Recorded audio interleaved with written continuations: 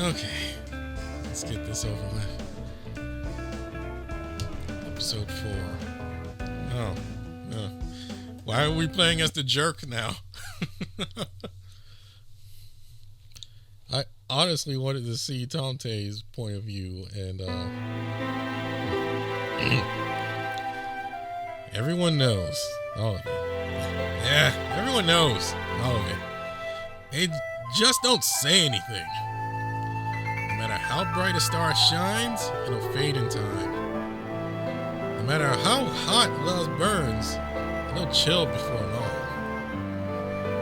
I'm just killing time gathering worshippers until I fade myself. Everyone knows this. They're just pretending not to see any of it.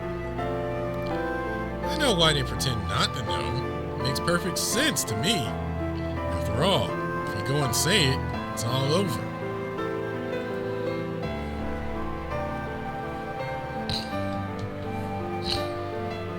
In his homeland of Olympus, Apollo was widely believed to be the child of Zeus, the realm's true world representative. In reality, Apollo does not know his past or origins, nor does he care. He imagines he ended up in the family from outside stock. Even so, for as long as he can remember, he has been counted and worshipped as one of the 12 Olympians, the pillars of the world. There's nothing particularly fancy about the conditions of idoldom. One is popular because one is popular. The ideal image of a youth, perfect in every way, a figure for every citizen to emulate, his radiance reaches the greatest heights, grand enough to be called the child of the sun.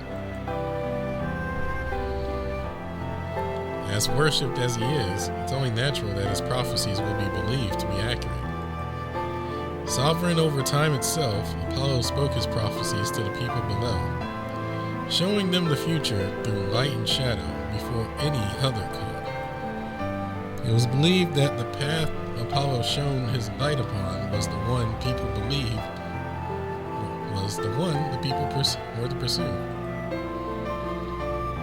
With such fervent belief, the accuracy of his portents meant little.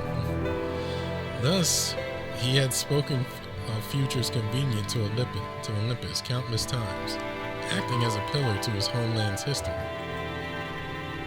After all, no matter what the results, the people of Olympus would believe them to be as Apollo had proclaimed. Citizen fanatics would pour into his dwellings day after day, heaping worship upon his crown. Hearts hungering as they interpreted his proclamations and let their minds run wild. Yet there is no sign of the future of Apollo himself, the source of light, as one who illuminates others. All he can see around himself is a white, blinding light.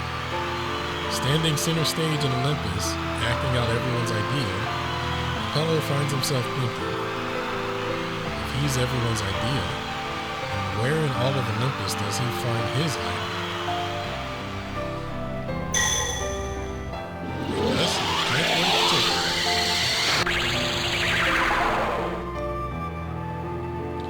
After leaving his cage, he finds himself in a world immensely large, terribly free, and staggeringly blank. He instantly realizes that even summoned into Tokyo, he has no path available to him other than that of an idol. His daily life has become intolerable, for starters. Back home in Olympus, he had attendants at his beck and call. Yet, unlike there, this is a world of imperfect order. This is a world that demands choices be made. A world that does not allow excuses.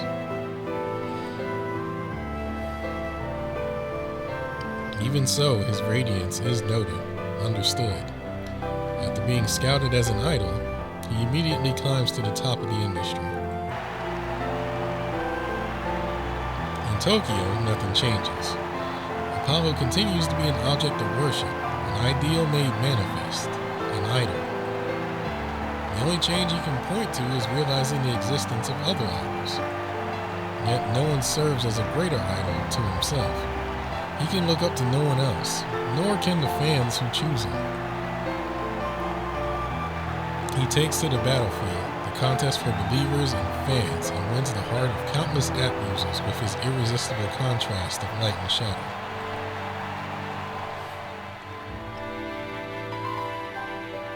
Ever since then, Apollo has reigned over Tokyo as its greatest idol, with an entourage of caretakers attending to his every need, being made to understand all the while, far more than when he was at home, that an idol of his own is nowhere to be found.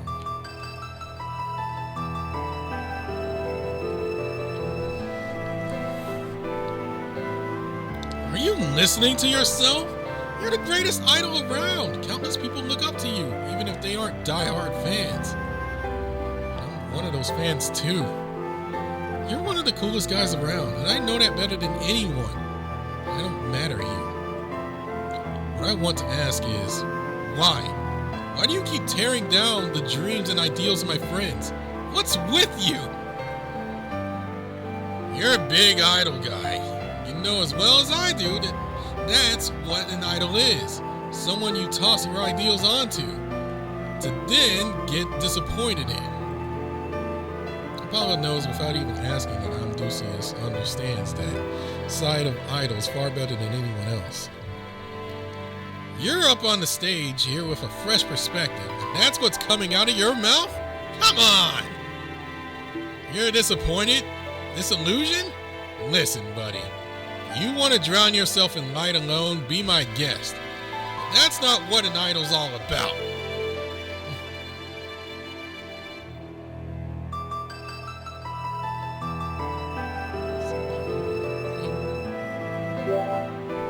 Odysseus chokes up and Apollo does not budge. Of course he doesn't. The stardust around the sun cannot move it. Listen, I get it, alright. You're all pissy because you're the only one of the trainees it looks like I don't give a damn about. Makes sense though, right? Echo, Vapula, they came up with their own answers to my questions, yeah? Dante's been taking care of me too, real nice. But you? Have you shown anything that could possibly move me? You've looked up to me, sucked up to me, tried to put me in your ideal little box. Worst of all, you're complaining about seeing a side of me you never wanted to? You don't even believe in yourself. At least get on stage and speak to me on my level. You're right. I don't think I can measure up to you.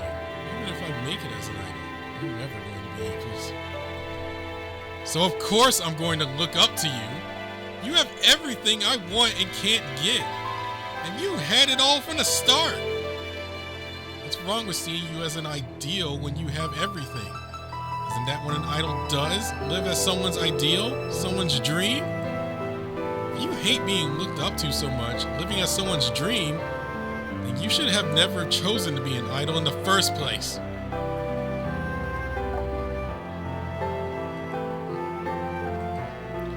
Whoa! Amdusias, you can't just out and say that.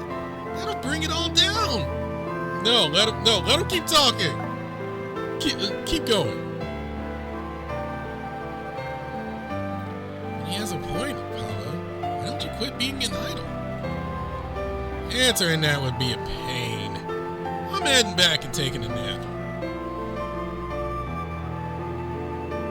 He had a really sore spot back then. Apollo must believe that he can't be anything other than an idol. What we want, what we have, what we don't need, it's all different. And I just know Odysseus is painfully aware of that. In Odysseus' outburst, Apollo looks at the trainee before him with clear emotion in his eyes.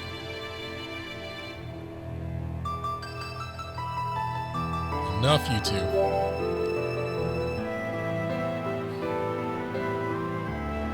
You step in between Apollo and Odysseus. Brandon, you really do have talent as a producer that I don't. When your members are fighting, instead of trying to appease both sides, you're able to direct their emotions toward yourself. That's your talent as a producer. Apollo's image of an idol is all business. He acts out an ideal to perfection in front of his fans, but only in the public eye. Odysseus' image of an idol is down to earth. There's someone on the fans level who shares their dreams and their ups and downs. Is one or the other the correct way to be an idol? Neither? No, that's not for them to decide.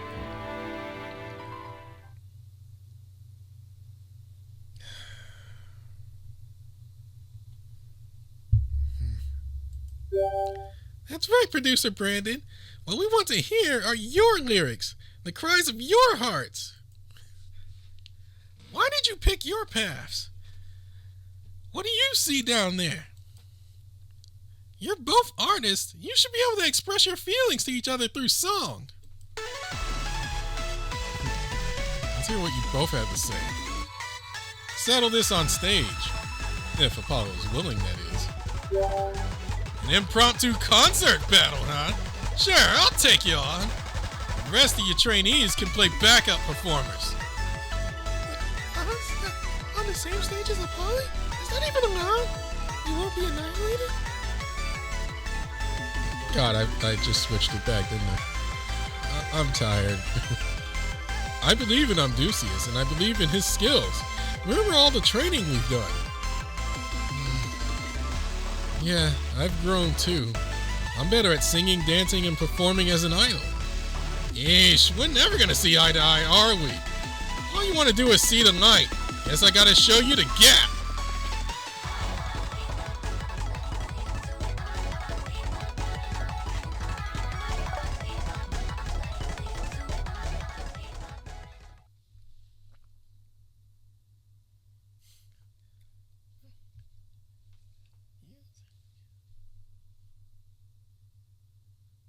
Arena 席みんな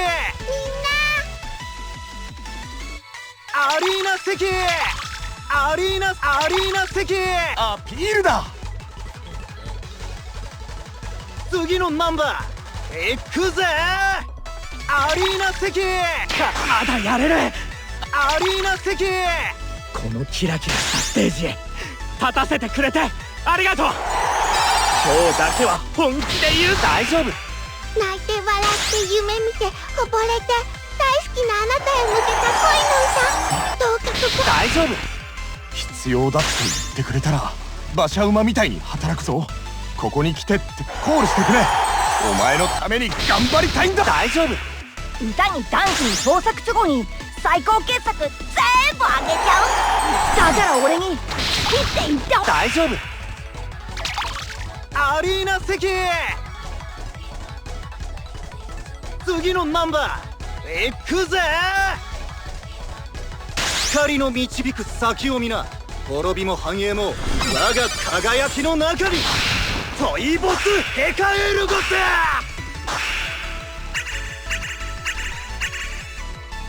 はいお疲れっす次の現場どこマネくん連れてって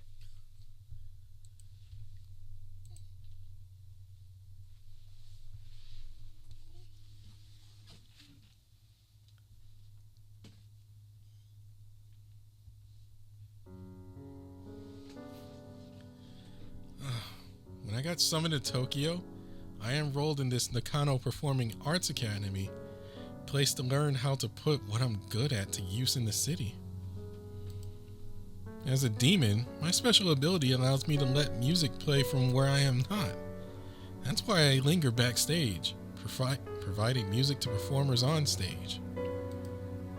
The only problem is how I look. With my terrifying visage, I haven't managed to make any friends outside my class.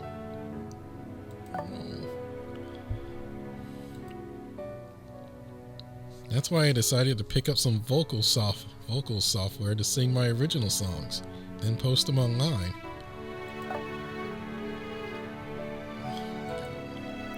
It went surprisingly well. Plenty of people liked my Dusty songs.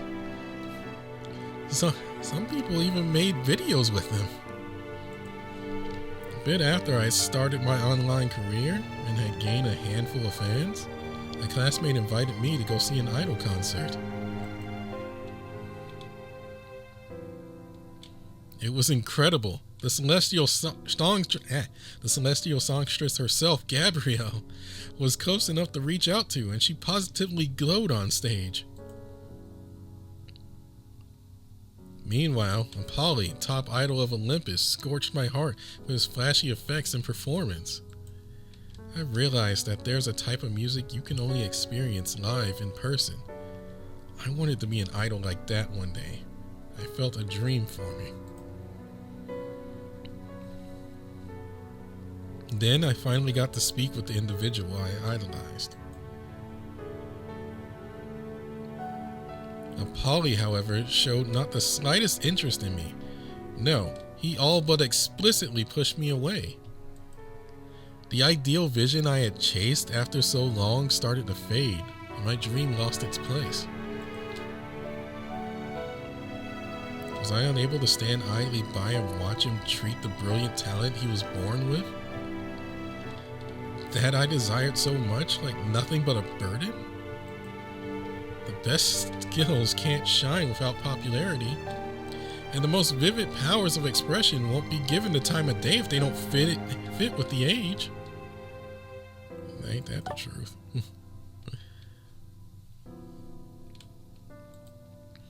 My classmates and I know all too well how much luck holds sway in the industry. Still, we hone our skills on the daily, all to make sure we don't miss our chance to seek a path where we can shine with single-minded desperation. Yet the efforts of the mediocre are doomed to languish in the shadows when faced with genius' overwhelming light. With a genius's overwhelming light. We put our blood, sweat, and tears into our creations, and he sails over them with ease. His performances balance both artistry and mass appeal. What choice do I have but to tell myself he's on a completely different level and to look up to him with hopeless admiration?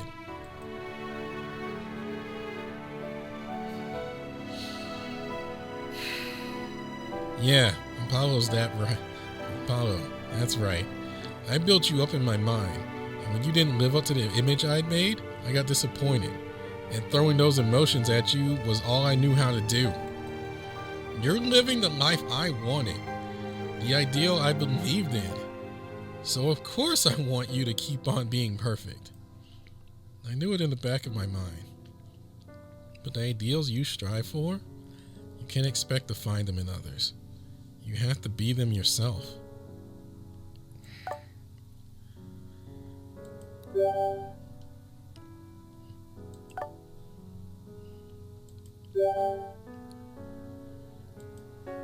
That's why I made up my mind during training camp.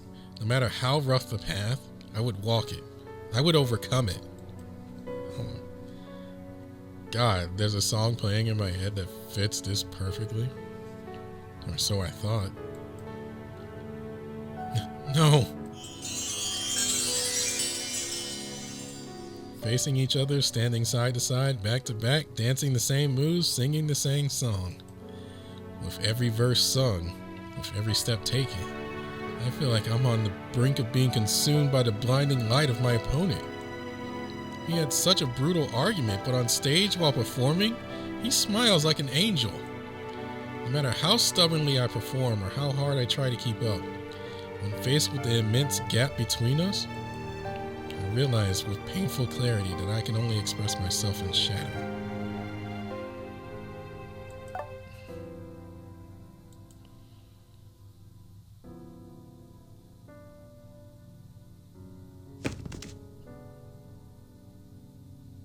The battle concert ends, and Apollo's display of superiority has Amdusias dropping to his knees in amazement. The man who rejected his dream, who claimed was not worthy of calling himself an idol, had simply been hiding his cause. Standing on the same stage, Amdusias is made to understand that he stands next to Apollo, the pinnacle of idoldom, the sun itself. In honor of the guts you showed by talking back to me, I performed like this was a real concert. Did you think my title of top Olympian idol was something I called myself for fun? The fans, the media, the showbiz, bigwigs, the people who know me, they know my skills on the stage. That's why they call me that. Did you really think you could go toe-to-toe with me, singing and dancing by the book? Apollo speaks as if from on high, and his words are not only Odysseus's. You all, get it? You're going to be doing a joint concert soon with me. Echo, you know what you've been doing lately, leaning on your singing way too much. An idol's got to know how to dance, how to wink and nudge to the fans. Looks like you're hanging on to Vi Moyman's words too much, yeah? It takes more than just skill to win over your fans. Vapula, you're just the opposite. You can't build those singing skills if you're using a golem. And Tomte, you're the least idol-like here. You think all you need to do is sing and dance? If you're going to take care of other people, how about turning that care on yourself? Otherwise, you're going to stand out on stage with the group in a real bad way.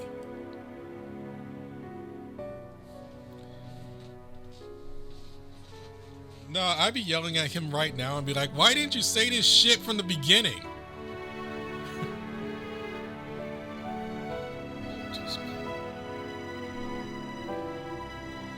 He takes each trainee to task, immediately picking up on their weaknesses and pointing out what they need to do.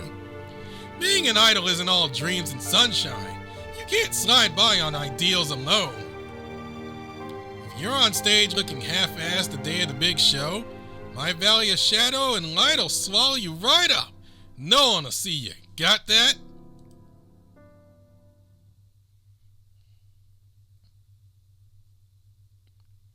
Having the relative immensity of Apollo's charm shoved in their faces leaves Odysseus and the others utterly speechless. Except me. There's still time, Odysseus.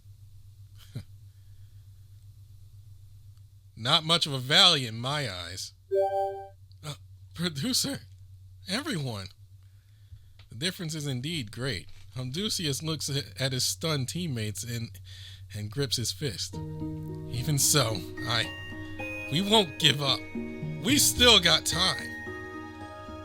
Odysseus' rousing words brings light back into the trainee's eyes, and Apollo here appears to be intrigued by this as he responds. Heh, so you can bring yourself to talk to me like that even now? You're a real fascinating one, Brandon. Well, I ain't your boss. Do what you want, but do it without me. See ya! The trainees stay for a time after Apollo leaves. No one wants to give up, but no one can come up with a way of bridging the gap between their skill and his. That's it for today. Good job, everyone. Rest up and leave the thinking about tomorrow for tomorrow.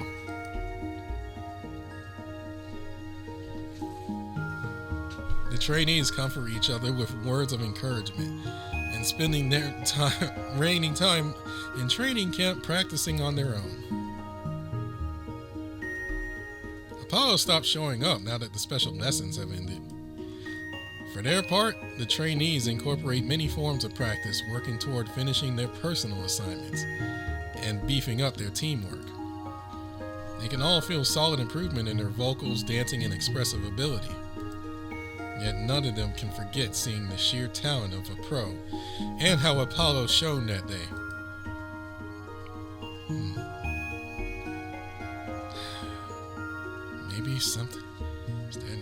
Maybe something I can do as a producer. You reflect on Apollo's actions, particularly those that stood out as odd.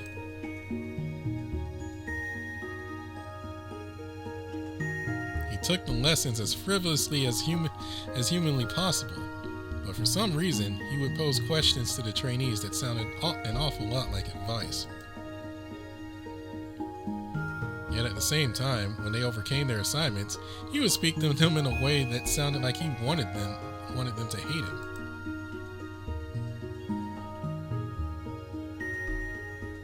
Is this what pros have an eye for? I don't get much, but I get that. He's got talent, no mistaking that much.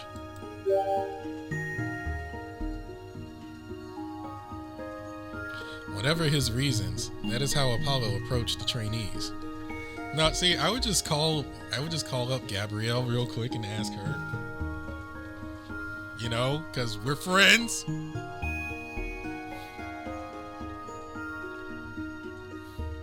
Like, oh, I call up Gabrielle and Hati and just be like, yo, give me some advice here.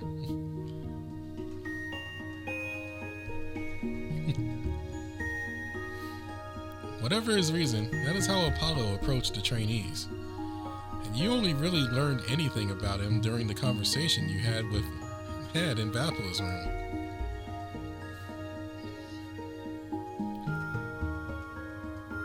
I have to know more about him. Guess I'll talk to him. What a pain. Yeah.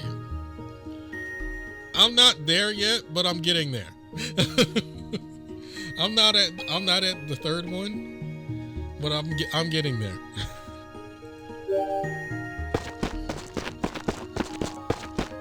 You search all over the premises for him. The studio, your rooms, the grounds. Guy's nowhere to be found. Did he already leave the camp? Apollo! Come on out! Right then, one of Apollo's caretakers walks out of his room.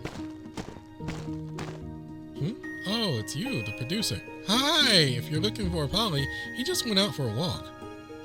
It's about time I go fetch him. How about coming with me if you need to talk to him?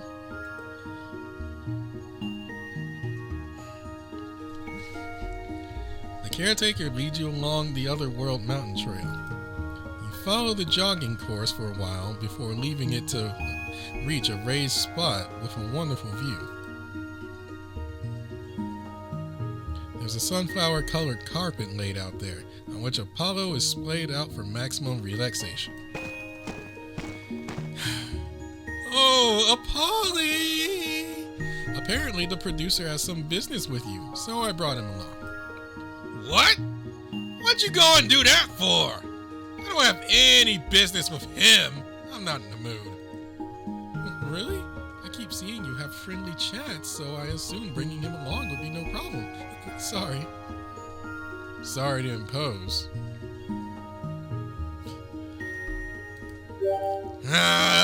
Fine. Do what you want.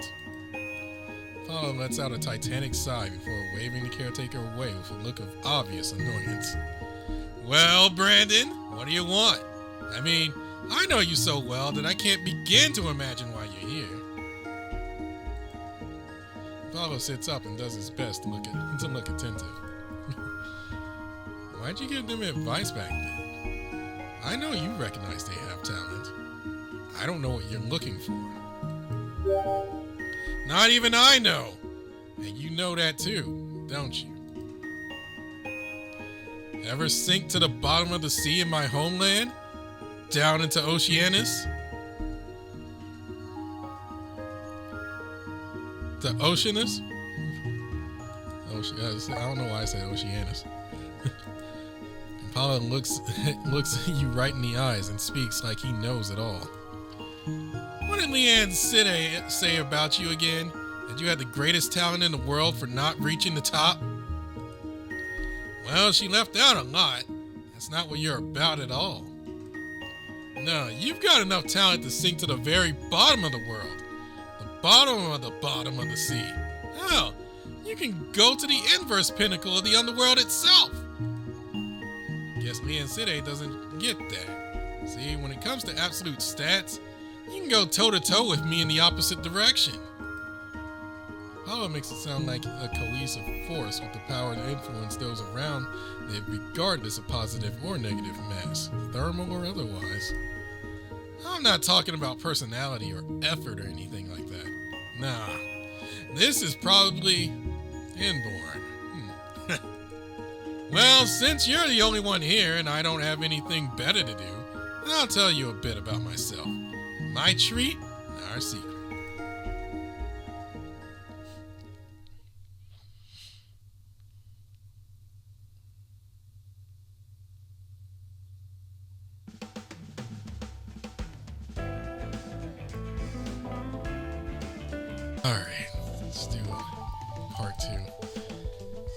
Oh, I was trying to be early and then things just didn't play out as I intended.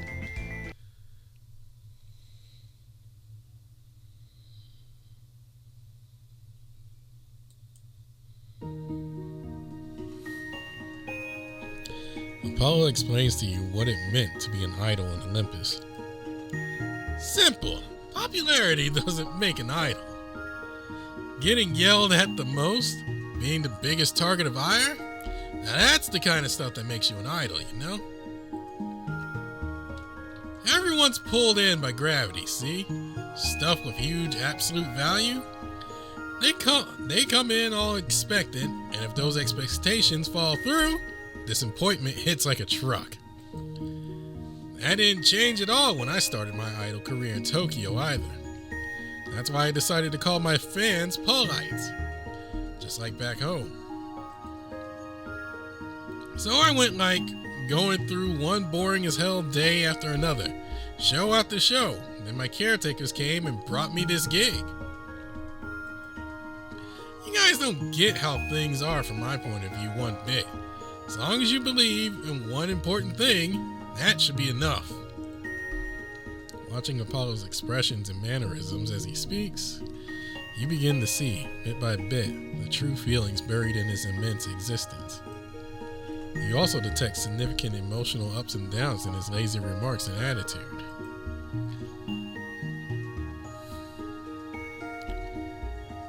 Don't tell me. You should make friends with them. Excuse me? Why do I have to go to them? That's not how my gravity works. Well, if you insist, I could pencil them in, I guess. But I don't want any endings where I get sucked into a black hole, you got it?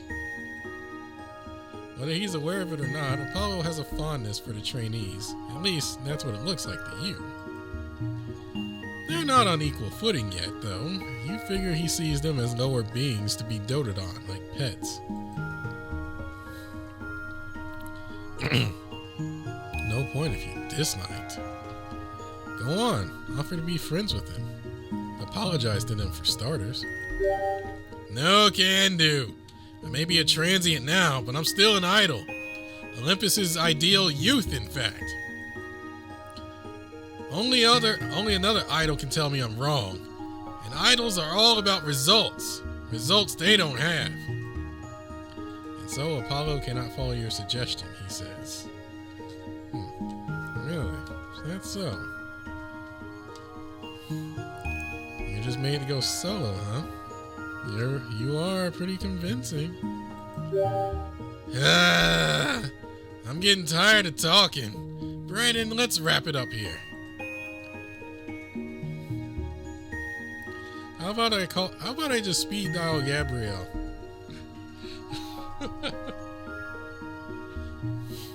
Apollo plops back down on the carpet and turns his back to you. After you leave for your room, one of the caretakers approaches Apollo.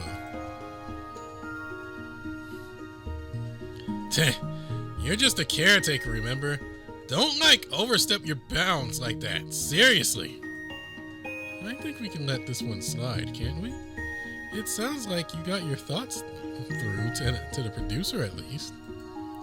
Gotta say though, Apollo, you've got such a different, higher view compared to normal people on the ground that you've gone and given up on mutual understanding from the start. Whoa, where'd this guy come from?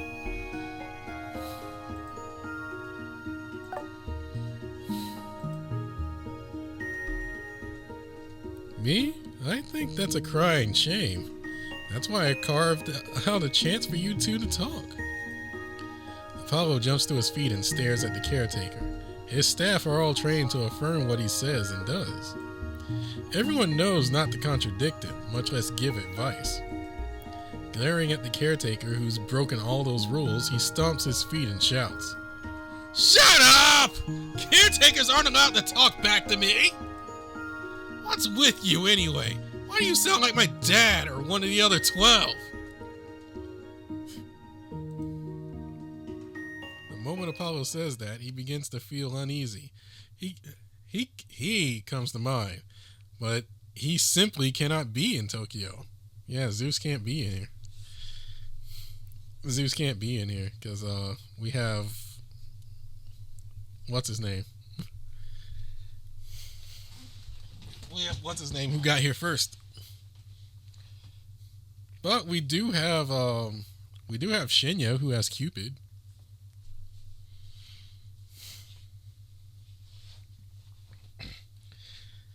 And who else is from Olympus? We have Heracles. I don't think Heracles would work.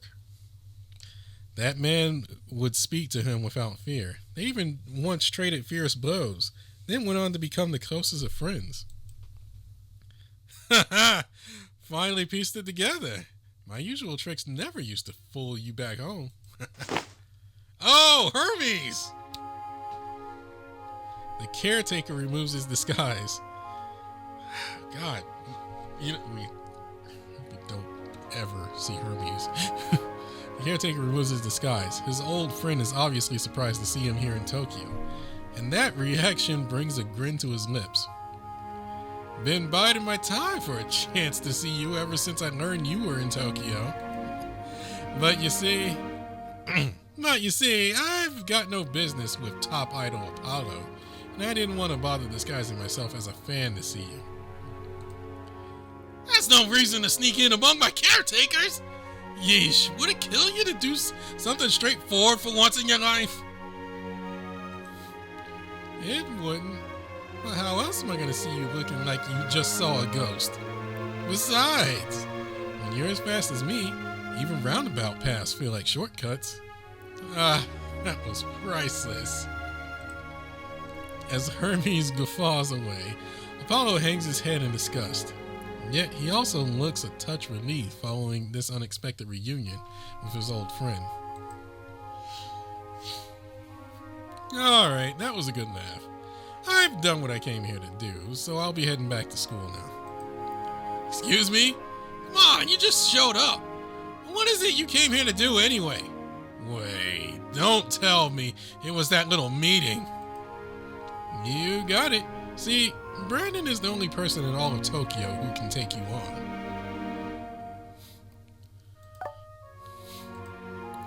Since he wanted to see you, I brought you together for a knockdown, drag-out fight. Blah! Yeah, the Hermes I know would totally do that.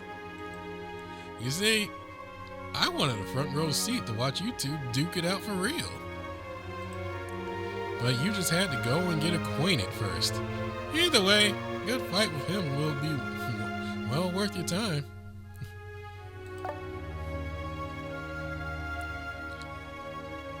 I wouldn't mind giving him these hands.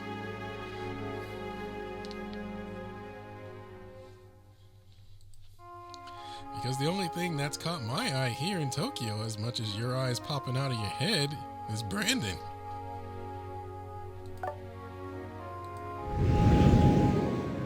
See ya, adds Hermes before disappearing in a gust of wind. Apollo understands everything after seeing his friend's face. He hardly ever wore a look like that back home. Hermes was the coordinator of Olympus and a spy for the kin of Kronos, and Apollo knew he hated his role. Tokyo's a lot scarier than I thought! Especially if it and Brandon had enough total value to change his trickster of a friend. There's one thing I never figured out, and that's how I'll change if I stay at the top.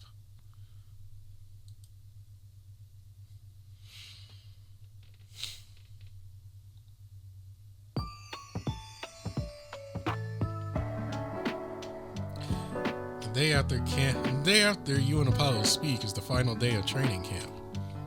Afterward, the trainees head back to Tokyo, do a few joint practices in the local studio, and move on to the main show. Though repetition of a daily routine has polished the trainees' skills, worry still occupies their faces. After finishing their last meal in the camp that night, they gravitate wordlessly toward the same place. I figured you all show up here. Well, yeah. We spent most of our time during training camp here in this lesson studio. Camp's about over, so I wanted to take one last look here. It's pretty sentimental. Those special lessons were rough. I think they made us take it more seriously, though. You're right about that. Though I can't help but think we have a ways to go. That performance Polly put on that day, there's no other way to describe it than perfect. I just can't forget it. Yeah, and that's why we've got to make him realize we actually have what it takes to stand by his side. Though the trainees' voices are filled with resolution, their expressions are still plagued with worry. Apollo is your example? What was your real goal again? Come to think of it, we were debuting as an idol unit to advertise a chocolate company's new product, right? Oh yeah! When you put it like that, it doesn't really matter how much better than us Apollo is. You're right about that, Vapla. We probably were focusing too much on Apollo. No surprise there, right? He really tore into us, so of course we get all heated. But we still can't take our eyes off the prize. That's what it means to be an idol. That's why we've got to keep him in mind as we find our own answer. Wait, anyone seen Tomte? Where'd he go off to? Sensing a presence other than Echo, Vapla, or Amdusius, you look around the lesson studio. You make out Tomte in the corner of the room, hugging his knees and staring down at the floor. We tried encouraging him, but Apollo's critique left him in a state. Ah, crap. Sorry, everyone. I know this is no time to be depressed, but everything Apollo said about my shortcomings was all true. I can't say anything back. The only reason I became an idol was to help out Brandon. And during camp, I fell into some serious caretaking because I wanted the rest of you to focus on practice. I want to crawl into a hole in the wall after getting called out like that. If I'm going to be an idol, I should have focused on my training. Sorry, I should have stopped you. You do caretake like you breathe. His face is dripping with despair. Yeah, it was kind of a given that Tomte took care of us in the second half of camp. It's our fault for indulging in you. We still got time, Tomte. You can catch up. Sorry, and thanks, you two. Still, what should I do? How can I become more like an idol? Wait, hadn't Brandon and Leanne today said something about his idolish qualities? Say, Brandon, what do you think? How do you see what he's done as a producer? Professional of de-escalation. He's talented at making others happy. Level-headed and passionate. That's him. I agree. It's not something easy to copy. And that makes it a uniquely important tool in his toolkit.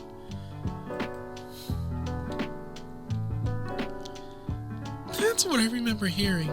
It was when you were taking care of those slimes, Tomte.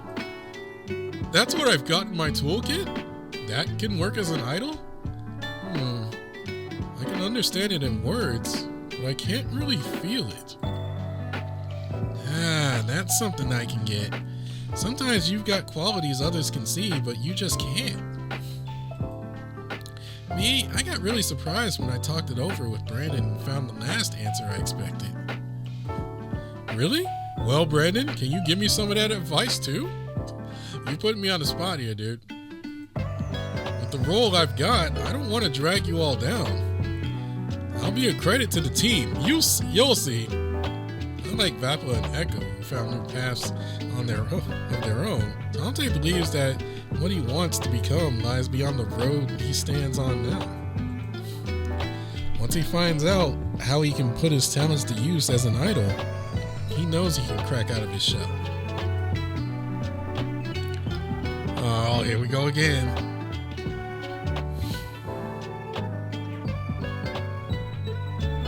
Treated like Christmas Day. But then, won't that just be the same?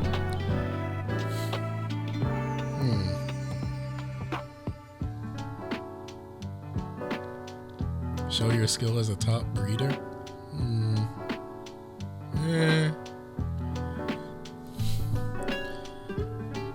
But Apollo said that was his issue. That was his issue. Was basically being breeder mode. And if he treats it like Christmas Day, that's the same thing. I don't really have much of an answer for him.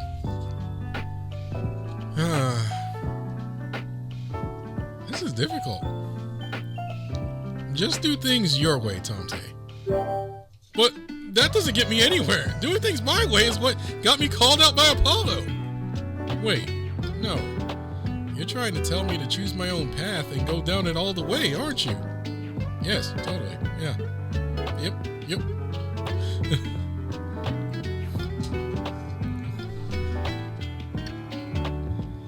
While Tante is pondering your words and muttering to himself, you gradually begin to see his energy returning. Until now, I thought that a Santa Claus and an idol were completely different, but they might just be surprisingly similar. Yeah, idols don't just deliver dreams and blessings to kids, but to adults too. That's why that's brilliant. Thanks, producer. I'll use all my experience and accomplishments so far to be the idol you want me to be. The moment Tante sees the light at the end of the tunnel, he goes back to being his usual energetic self, spouting words filled with resolution. Thank goodness. Seeing you down had me really worried, Tante. Well, I'm glad Tante found his flame. Are we really going to be able to pull off this idol unit thing? Sure, we don't actually need to beat Apollo, so there's no need to compete, but since our debut as a joint concert with him, we can't totally ignore the guy.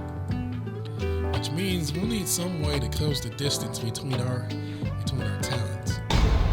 I have an idea! That was quick!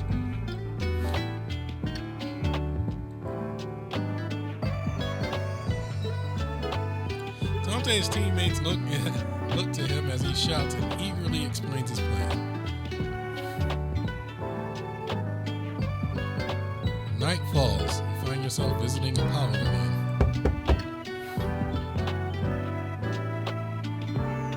Apollo, you up? Hey, Apollo. Enough already! Why are you always so familiar with me, Brandon?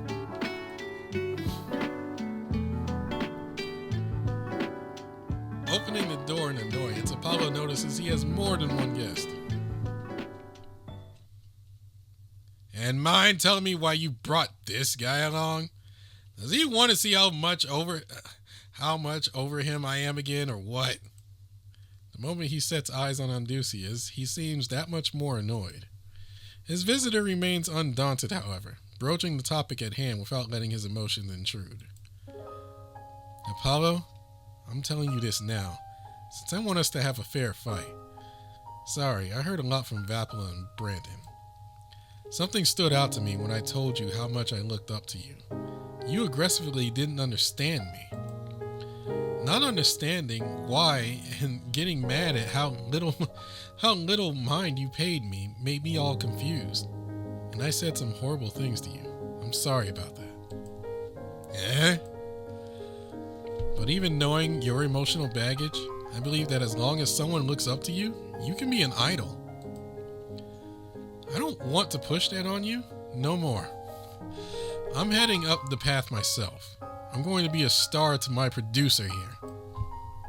Odysseus speaks of himself to Apollo, as well as his less than idolish appearance. Even if my devilish nature makes me less of a fit for an idol than you. You know, look, we're being biased here, but come on. I think you fit more of an idol than Apollo. Brandon scouted me, so I'm going to believe that I can be our number one. Apollo just listens quietly, wearing a knowing look. You don't even believe in yourself! At least get on stage and speak to me on my level.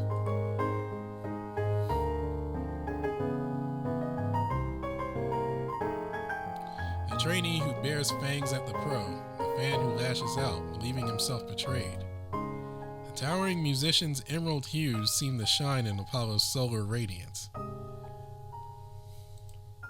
Apollo has always known that he cannot stand beside one who does not shine on their own.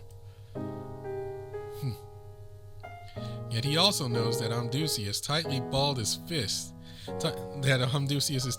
fists are trembling. Fear and anxiety lingering under his strong will, negative emotions he holds back as he looks to the future. His resolution as an idol needs a push. You should say something as his producer. Oh my god, it's a double!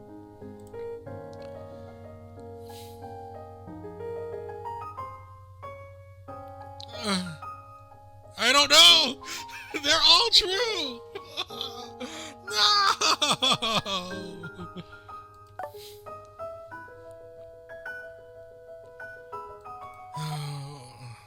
Take a shot in the dark. You two are pretty similar. You're probably right about that. That's why I always looked up to Apollo and envied him.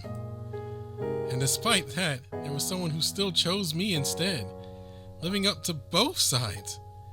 That's a question of my talent. That's what you wanted to tell me, isn't it, Apollo? What you wanted to get through to me? It's all about how much I can draw in those around me with my own charm and gravity, right? To me, now, becoming an idol isn't a dream anymore. I'm already one to Brandon. A smile accompanies Amdusius' words. The fan in all of his favorite idols' presence is nowhere to be found. All right, I get what you're trying to say. But what do you want with me, Brandon? Because I'm guessing you didn't accompany him here as his producer just to babysit him.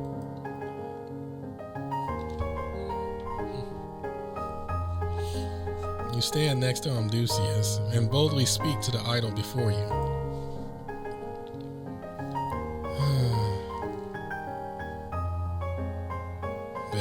Bet you want to see an unknown world. You want to rival, don't you? We'll show you what to shoot for. Eh? Apollo's eyes widen at your challenging tone. Yet what bubbles up in his chest is not rage.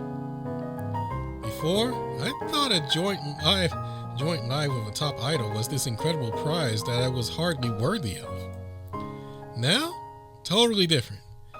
If the stage I've always dreamed of is about to be reality and is waiting at the end of this path we've chosen, then I want us to become an idol unit worthy of the spotlight. Our team's going to be as one. And we're going to earn our place next to you.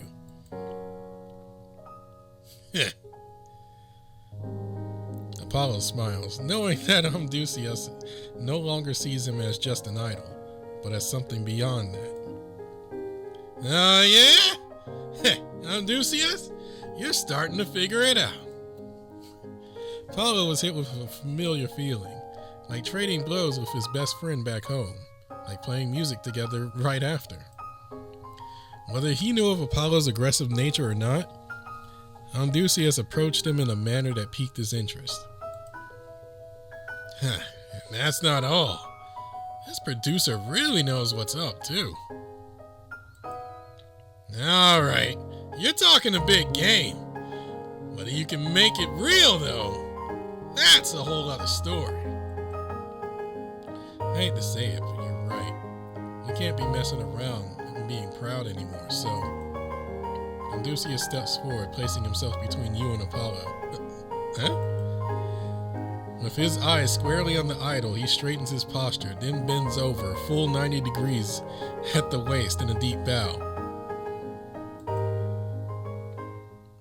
I beg of you, train us. Excuse me?